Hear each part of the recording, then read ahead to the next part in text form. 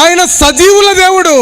అందుకే రాయబడింది కదా, సజీవుడైన వాడిని మృతులలో ఎందుకు ఎత్తుకుతున్నారు? Why you are seeking the living God in among the dead. చచ్చిపోయిన వారి మధ్య సజీవుడైన దేవుడిని ఎందుకు ఎత్తుకుతున్నావు? Even if you seek, even if you search for the living God among the dead, you cannot find anymore. చచ్చిపోయిన వారి దగ్గర సజీవుడైన దేవుణ్ణి నువ్వు ఎంత ఎతికినా ఎప్పటికీ నువ్వు కనుక్కోలేవు. కారణం ఏంటో తెలుసా? ఆయన సజీవుడు, మనల్ని సజీవునిగా చేసినాడు.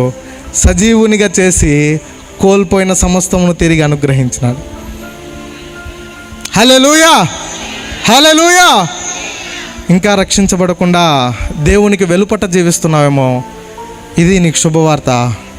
క్రీస్తుని అంగీకరించు, రక్షించబడతావు. క్రీస్తుని అంగీకరించు, నరకము నుంచి తప్పించబడతావు. క్రీస్తుని అంగీకరించు, మరణము నుంచి జీవములోనికి దాటించబడతావు. క్రీస్తుని అంగీకరించు, సమృద్ధి అయిన జీవములోనికి వస్తావు. క్రీస్తుని అంగీకరించు, కోల్పోయినదంతా సమకూర్చుకుంటావు. క్రీస్తుని అంగీకరించు, నిత్యత్వం ఆయనతో కొనసాగుతావు.